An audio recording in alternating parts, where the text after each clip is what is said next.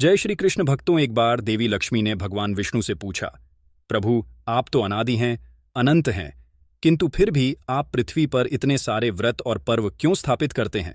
तब भगवान श्री हरि ने मुस्कुराते हुए कहा, देवी, यह सब मनुष्यों के कल्याण हेतु है।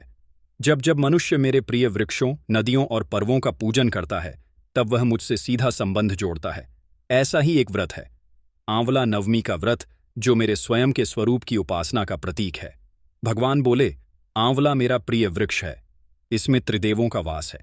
ब्रह्मा इसकी जड़ में, विष्णु इसके तने में और महादेव इसके शीर्ष में निवास करते हैं। इस वृक्ष की छाया में जो भी साधक श्रद्धा से पूजन करता है, वह जीवन के सभी दोषों से मुक्त होकर पुण्य लोक को प्राप्त होता है। इसके पीछे एक रहस्य छुपा है और अद्भुत कथा भी कही जाती है। तो भक्तों, आइए जानते हैं कि आंवला नवमी क्यों मनाई जाती है और इससे जुड़ी कथाओं का श्रवण भी करेंगे।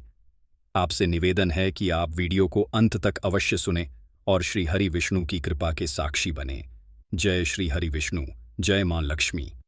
दीपावली के बाद जब घरों की दीवारों से अब भी हल्की हल्की दीपक की लौ चमक रही होती है, जब वातावरण में सुगंधित धूप, गोमे से संन्यांगन और तुलसी चौरे की लौ मिलकर एक दिव्यता रचते हैं, तभी आता है एक ऐसा पर्व जो केवल धर्म नहीं बल्कि प्रकृति भक्ति का संदेश देता है। आंवला नवमी, जिसे अक्षय नवमी भी कहा जाता है। इस दिन कार्तिक मास के शुक्ल पक्ष की नवमी तिथि होती है और यह तिथि भगवान विष्णु की विशेष पूजा के लिए अत्यंत शुभ मानी जाती है। कहा गया है कि दिवाली के 8 दिन बाद जो व्यक्ति आंवले के वृक्ष की पूजा करता है, उसे अक्षय पुण्य प्राप्त होता है जो कभी नष्ट नहीं होता। यही कारण है कि इसे अक्षय नवमी कहा जाता है। इस वर्ष 2025 में आंवला नवमी का शुभ मुहूर्त 30 अक्टूबर 2025 को है। पंचांग के अनुसार नवमी तिथि 30 अक्टूबर को सुबह 10:06 से आरंभ होकर 30 अक्टूबर को 10:03 पर समाप्त होगी। पूजा का श्रेष्ठ समय पूर्वाहन सुबह 6:32 से 10:03 तक रहेगा। जो भक्त इस अवधि में व्रत पूजन करते हैं, उन्हें अखंड सौभाग्य, आरोग्य और श्री हरि की कृपा प्राप्त होती है। इस दिन महिलाएं विशेष रूप से आंवले के वृक्ष के नीचे बैठकर संतान सुख, आरोग्य, धन, समृद्धि और पारिवारिक शांति के लिए पूजा करती हैं। कहा गया है, जहां आंवला वहां विष्णु का वास। कार्तिक मास में श्री हरि का निवास आंवले वृक्ष में होता है, जो कार्तिक पूर्णिमा तक बना रहता है। इसीलिए इस पूरे मास में आंवला वृक्ष की पूजा को महापुण्यकारी कहा गया है। कहा जाता है कि दिवाली के बाद जब समस्त दिशाएं दीपों से प्रकाशित होती हैं, तो पृथ्वी पर देवताओं का जागरण आरंभ होता है। देव उठनी एकादशी से 2 दिन पूर्व अर्थात आंवला नवमी पर भगवान विष्णु की उपासना और प्रकृति सेवा का संगम होता है। दिवाली के बाद यह दिन इसलिए भी महत्वपूर्ण है कि दीपावली का उद्देश्य अंधकार को दूर करना था और आंवला नवमी का उद्देश्य उस प्रकाश को स्थायी बनाना है जो केवल दीपों में नहीं, हृदयों में जलता रहे। धार्मिक ग्रंथों में कहा गया है कि आंवला वृक्ष केवल एक पेड़ नहीं बल्कि अमृत कलश है। इस दिन वृक्ष की शाखाओं से अमृत तुल्य ऊर्जा बूंदों के झरने का प्रतीकात्मक वर्णन मिलता है। प्राचीन मान्यता है कि इस दिन आंवले वृक्ष से अमृत की बूंदें टपकती हैं, इसलिए इसके नीचे बैठकर भोजन करना, दान पुण्य करना अथवा परिवार सहित भक्तिभाव से गीत गाना, यह सब आरोग्य, सुख, शांति और संतति वृद्धि देने वाला माना गया है। यही कारण है कि इस दिन वृक्ष के नीचे भोजन करने की परंपरा आज भी जीवंत है। आंवला नवमी के पीछे कई पौराणिक रहस्य छिपे हैं। कहा जाता है कि इसी दिन द्वापर युग का प्रारंभ हुआ था। कुछ स्थानिक कथाओं के अनुसार भगवान विष्णु ने इस दिन कुष्मांड नामक राक्षस का वध किया था, इसलिए इसे कुष्मांड नवमी भी कहते हैं। कुष्मांड का अर्थ होता है कद्दू, अतः इस दिन कद्दू का दान भी अत्यंत शुभ माना जाता है। इस व्रत में आंवले का फल प्रसाद के रूप में महत्वपूर्ण भूमिका निभाता है। लोग व्रत रखते हैं, विष्णु जी की पूजा करते हैं और दान करते हैं, जिससे उनके सभी संकट दूर हो जाते हैं।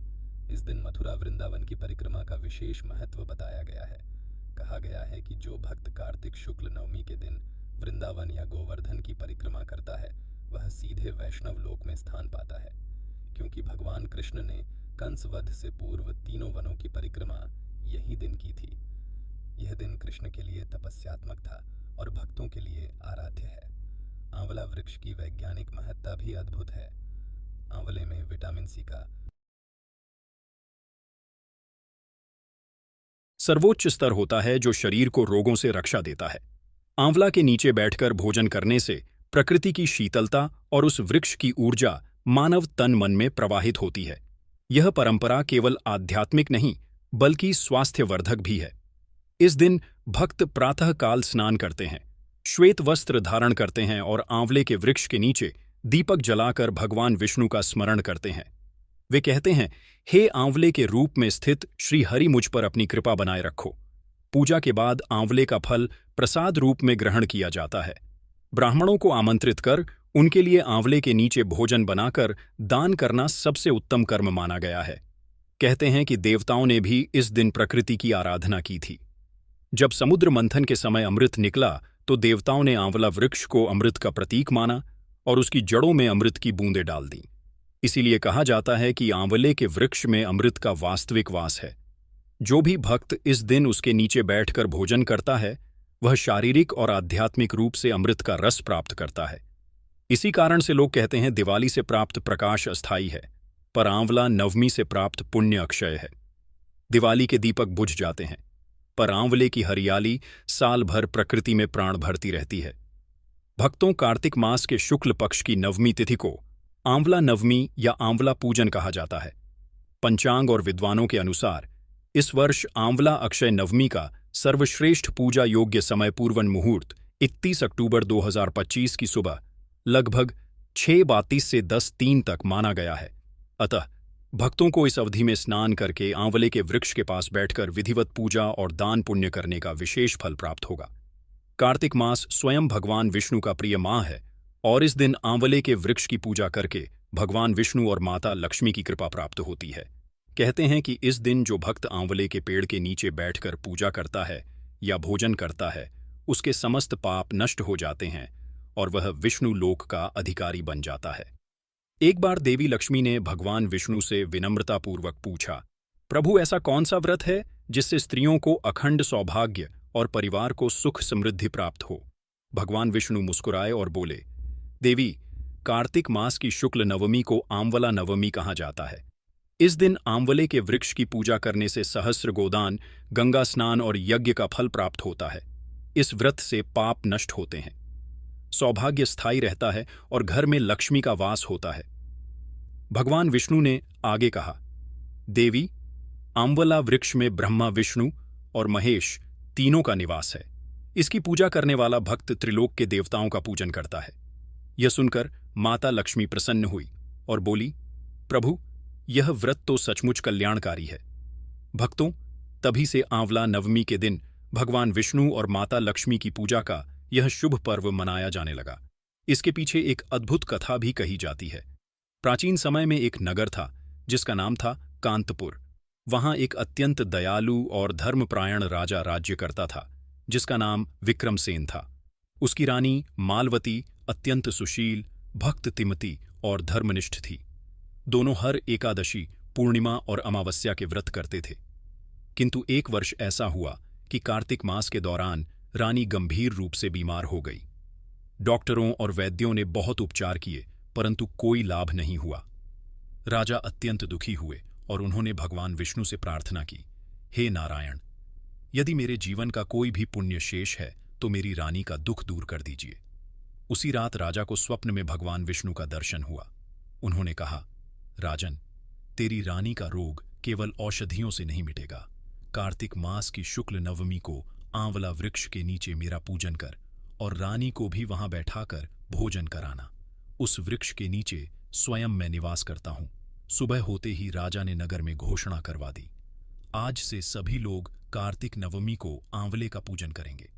नवमी के दिन पूरे नगरवासी आंवले के वृक्षों के नीचे एकत्र हुए। राजा रानी ने विधिवत पूजा की, दीप जलाया, भगवान विष्णु का आवाहन किया और आंवले के वृक्ष की जड़ में दूध, जल, गंगा जल अर्पित किया। पूजा के पश्चात रानी ने वहीं प्रसाद रूप में भोजन किया। जैसे ही पहला ग्रास उन्होंने मुख में डाला, उनके शरीर से रोग के सारे लक्षण गायब हो गए। पूरे नगर में जय विष्णु जय आंवला वृक्ष के नरे गूंज उठे। तब भगवान विष्णु ने आकाशवाणी की, हे भक्तों, आज से जो कोई कार्तिक नवमी के पर दिन मैं और आंवला लक्ष्मी जी वृक्ष की का सदैव पूजन कृपा बनी करेगा, रहेगी। उस वह व्यक्ति कभी दरिद्र नहीं होगा और उसके कुल में सदैव धर्म और भक्ति की वृद्धि होगी। इस प्रकार आंवला नवमी व्रत का शुभारंभ हुआ।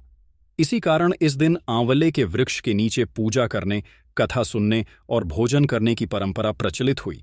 भक्तों, अब जानते हैं इस व्रत की पूजन विधि और इसके अद्भुत फल की कथा। कार्तिक मास के शुक्ल पक्ष की नवमी तिथि को प्रातः स्नान कर स्वच्छ वस्त्र धारण करें। एक पात्र में गंगा जल लेकर आंवला वृक्ष की जड़ में अर्पित करें।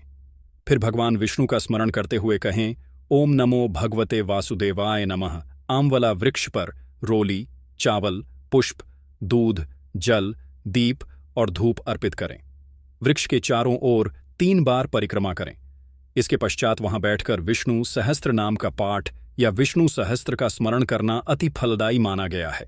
इस दिन ब्राह्मणों, कन्याओं और गरीबों को भोजन कराना भी अनिवार्य माना गया है। जो व्यक्ति स्वयं आंवला वृक्ष के नीचे बैठकर भोजन करता है, वह अनंत जन्मों का पुण्य प्राप्त करता है। कहा गया है, आंवले के नीचे भोजन करना तिरुपति के दर्शन करने के समान फलदायी है। एक अन्य पौराणिक कथा के अनुसार सतयुग में एक ब्राह्मण पत्नी थी जिसका नाम सुहासिनी था। वह अत्यंत धार्मिक पतिव्रता और विष्णु भक्त थी। हर वर्ष कार्तिक मास में वह अपने पति के साथ आंवला वृक्ष की पूजा करती थी, किंतु एक बार उसके पति तीर्थ यात्रा पर चले गए और वह अकेली रह गई। उसने सोचा, क्या बिना पति के यह व्रत करूं या नहीं। तभी एक दिव्य आवाज आई, देवी श्रद्धा से जो कार्य किया जाए उसमें भगवान स्वयं सहयोग देते हैं। सुहासिनी ने पूरी श्रद्धा से आंवला नवमी का व्रत किया। उसने वृक्ष की जड़ में दीप जलाया, फूल चढ़ाए और भगवान विष्णु का नाम जपते हुए वहीं भोजन किया। उसी समय भगवान विष्णु स्वयं वहां प्रकट हुए और बोले, देवी, तेरा यह व्रत मुझे अत्यंत प्रिय हुआ। आज से जो भी इस व्रत को करेगा उसे लक्ष्मी जी का आशीर्वाद सदैव प्राप्त होगा। उसके घर में कभी अन्न, धन या सौभाग्य की कमी नहीं रहेगी। आंवला नवमी का एक वैज्ञानिक पहलू भी अत्यंत रोचक है। आयुर्वेद के अनुसार आंवला फल में विटामिन सी प्रचुर मात्रा में पाया जाता है, जो रोग प्रतिरोधक शक्ति को बढ़ाता है। कार्तिक मास के दौरान इसका सेवन शरीर को शुद्ध करता है और पित्त दोष को संतुलित करता है। इसी कारण हमारे ऋषियों ने इस दिन आंवले का सेवन और पूजन दोनों अनिवार्य बताया, ताकि शरीर और आत्मा दोनों की शुद्धि हो सके। इस दिन विवाहित महिलाएं आंवला वृक्ष के नीचे बैठकर सुहाग की दीर्घता के लिए सौभाग्यवती स्त्रियों को सुहाग वस्तुएं देती हैं और माता लक्ष्मी से प्रार्थना करती हैं, हे लक्ष्मी माता, जैसे आपने विष्णु जी का सानिध्य कभी नहीं छोड़ा, वैसे ही मेरे सुहाग की रक्षा सदा करें। भक्तों, इस दिन का एक और विशेष नाम अक्षय नवमी भी है, जिसका अर्थ है कभी ना क्षय होने वाली पुण्यतिथि। इस दिन जो कोई दान, जप या पूजन करता है, उसका फल अनंत गुना होकर उसे प्राप्त होता है। कहा गया है, आंवले के तले जो करे नवमी पूजा, प्राण नरक द्वार ना पावे, विष्णु लोक में हो स्थान।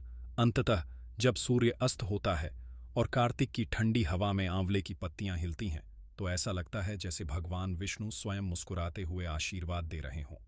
हे भक्तों, जिसने आज आंवले की पूजा की, वह मेरे सानिध्य को प्राप्त करेगा। उसके घर लक्ष्मी का वास रहेगा और उसके कुल में कभी दरिद्रता नहीं आएगी। आंवला नवमी केवल एक व्रत नहीं, बल्कि भगवान विष्णु की उपासना, स्वास्थ्य और समृद्धि का संगम है। जो इसे श्रद्धा से करता है, वह जीवन में सुख, समृद्धि और मोक्ष तीनों प्राप्त करता है। भक्तों, अब हम सुनेंगे आंवला नवमी की दूसरी कथा। बहुत समय पहले एक समृद्ध लेकिन दयाहीन राज्य था, जहां राजा आंवलिया राजा शासन करते थे। राजा ने एक दिन प्रण लिया कि वे प्रतिदिन अपनी प्रजा में एक सवा आंवला दान करेंगे और उसके बाद ही भोजन करेंगे। यह दान प्रक्रिया देखें तो सरल थी, पर राजा की प्रजा तथा उनके पुत्रों को यह प्रिय नहीं था। पुत्रों और बहुओं ने कहा, यह दान क्यों? हमारा खजाना तो धीरे धीरे खत्म होगा। राजा ने अपनी निष्ठा नहीं छोड़ी और नियम अनुसार दान करते रहे। समय बीतने पर पुत्रों का व्यापार ठप पड़ने लगा। राज दरबार में डर समा गया कि इस दान नियम से राज्य का भरण पोषण प्रभावित होगा। एक दिन राजा ने दुख सहते हुए महल छोड़ा और एक छोटे से समय के लिए जंगल में चले गए। वहां उन्होंने देखा कि भगवान ने उनकी निष्ठा देखकर उन्हें एक नया सुंदर राज्य दिया है, जहां आंवले के पेड़ों की कतारें थीं, हर शाखा पर फल झूल रहे थे। राजा और रानी ने वहां बैठकर पुनः अपने नियम को निभाया, दान दिया, पूजा की, आंवला वृक्ष के नीचे भोजन किया। इसके विपरीत पुत्र बहुओं के भाग्य में गिरावट आई, क्योंकि उन्होंने दान नियम को टाल दिया था। जब पुत्रों ने अपनी गलती और पिता की भक्ति को देखा तो वे मनोभाव से अपने पिता के पास गए और माफी मांगी। पिता ने उन्हें समझाया, दर्शन करो, दान करने से खजाना नहीं घटता, बढ़ता है। आंवले का वृक्ष और इस दिन का व्रत देवों का प्रिय है। पुत्र बहुओं ने आंवले के पेड़ की पूजा करना शुरू किया और दान कार्य में लग गए। तुरंत ही उनके घर में खुशहाली लौट आई, संपत्ति बढ़ी, संतान सुख हुआ और राज्य परिवार में आनंद छा गया। इस कथा से यह शिक्षा मिलती है, सच्ची श्रद्धा और नियम से किया गया व्रत, दान या वृक्ष पूजा कभी व्यर्थ नहीं जाती। जिसे हम महज दिखावे के लिए करते हैं वह शीघ्र नष्ट होता है, पर जिसे हृदय से निस्वार्थ भाव से किया जाता है वह अक्षय पुण्य बन जाता है। इसीलिए इस पर्व को अक्षय नवमी कहा गया है, क्योंकि इस दिन किया गया पुण्य कभी नहीं क्षय होता। इस कथा में आंवला वृक्ष का विशेष स्थान है, जो दिखाता है कि प्रकृति वृक्ष भी देवता परिवार का अंग है। जब राजा ने वृक्ष की पूजा की, अपने नियम पर टिके रहे, तब उन्हें दिव्य राज्य मिला। जब पुत्रों ने वृक्ष दान को तुच्छ समझा, तब वे पतन को प्राप्त हुए। यह हमें याद दिलाता है कि वृक्षदान, पवित्र दिन, व्रत और श्रद्धा भाव से किया गया कर्म हमें सिर्फ इस जन्म में नहीं, आने वाले जन्मों में भी लाभ देता है। तो इस आंवला नवमी पर जब आप आंवला वृक्ष के नीचे दीपक जलाएंगे, पूजा करेंगे, दान करेंगे, तो इस कथा को याद कीजिए। कहिए, हे आंवले व स्वरूप विष्णु, मैं भी आपके चरणों में श्रद्धा भाव से समर्पित हूं। मुझे अक्षय पुण्य दें, मेरे परिवार को स्वास्थ्य, संतान, सौभाग्य एवं घर परिवार में सुख शांति दान करें। भक्तों, अब हम सुनेंगे आंवला नवमी की तीसरी कथा। बहुत समय पहले एक समृद्ध और धर्मशील नगर था, जिसका नाम था अंबलपुर। वहां के राजा महाराजा बहुत दानशील थे, किंतु उनके राज्य में एक ऐसा विचित्र नियम था कि हर दिन राजा स्वयं 1.25 मन आंवला दान किए बिना भोजन न करते। इस वृत्ति के कारण राजा का नाम हो गया आंवलिया राजा। राजा और उनकी रानी दोनों ही भक्तिमान थे और वे प्रतिदिन सुबह उठकर आंवले के वृक्ष के नीचे पूजा करते। ब्राह्मण दत्तक भोजन कराते और फिर भोजन करते। परंतु राजा के बड़े पुत्र एवं पुत्रवधू को यह नियम भारी लगता था। उन्होंने कहा, पिता, यदि आप प्रतिदिन इतने बड़े दान करें तो हमारा खजाना एक दिन समाप्त हो जाएगा। इस वृत्ति को शीघ्र बदलना चाहिए। यह बात सुनकर राजा चिंतित हुए। उन्होंने स्वयं सोचा, यदि मैंने यह दान बंद किया तो धर्म का संतुलन बिगड़ जाएगा। अतः उन्होंने अपने राज्य तथा सिंहासन को त्याग कर रानी सहित एक बेआबान जंगल में चले जाने का निर्णय लिया। वहां पहुंचकर उन्होंने पाया कि दान न होने के कारण उनका राज्य, साथ साथ उनकी भक्ति भी क्षीण हो गई। 7 दिन तक राजा रानी ने भूखे प्यासे दिन बिताए। इसी दौरान उन्हें एक दिव्य स्वप्न आया। भगवान विष्णु ने दर्शन दिए और कहा, हे राजा, तूने धर्म का पालन किया है, इसलिए मैं तुझे दान का फल दूंगा, संदेह ना कर। सुबह जब राजा रानी उठे तो उन्होंने देखा कि जंगल के बीच में स्वर्ण का रावला वृक्ष खिला हुआ है। चारों ओर सोने चांदी के फलों की वर्षा हो रही है। वृक्ष के नीचे पहले जैसा महल, बाग, बगीचे और प्रजा समुंदर से समृद्ध स्थिति में थी। भगवान ने स्वरूप बदलकर कहा, हे राजा, जैसे तूने ब्राह्मणों को दान किया था, वैसा ही आज तू इन आंवला मूल्यों को ब्राह्मणों को दान कर। यही राह है धर्म की। राजा रानी ने तत्काल विधिवत पूजा की, आम के फल ब्राह्मणों को दिए, भोजन कराया और प्रसन्न मन से भोजन ग्रहण किया। उस दिन से राजा रानी के राज्य में समृद्धि, सौभाग्य स्थिर हो गया और लोगों में धर्म भक्ति का प्रचार फैल गया। वहीं राजा के पुत्र और पुत्रवधू, जिन्होंने पहले इस नियम को हल्के में लिया था, अब दयनीयति के अनुरूप भाग्यवश हार गए। उनका राज्य छीन लिया गया। वे दीन दुखी हो गए।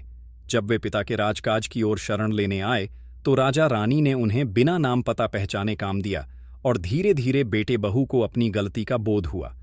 एक दिन बहू ने अपनी सास की पीठ पर वही मस्सा देखा जो पहले राजा की पीठ पर था, और वही अंततः पहचान हो गई।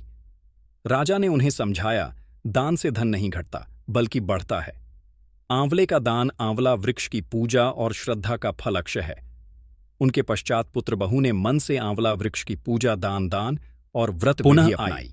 यहीं से उनके जीवन में खुशहाली प्रचलित हुई कि जो व्यक्ति कार्तिक शुक्ल नवमी के दिन आंवले के वृक्ष की पूजा करता है, दान भोजन करता है, वह अक्षय पुण्य प्राप्त करता है। इस कथा से हमें स्पष्ट शिक्षा मिलती है। श्रद्धा, भक्ति, व्रत और सेवादान यही जीवन का सार है।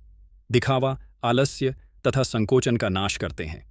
उसी वृत्ति से आज यह पर्व आंवला नवमी, अक्षय नवमी के रूप में मनाया जाता है, ताकि हम याद रखें कि जो कर्म निष्ठा से किया गया है वह कभी क्षय नहीं होता। प्रेम से बोलिए जय श्री हरि विष्णु, जय लक्ष्मी माता।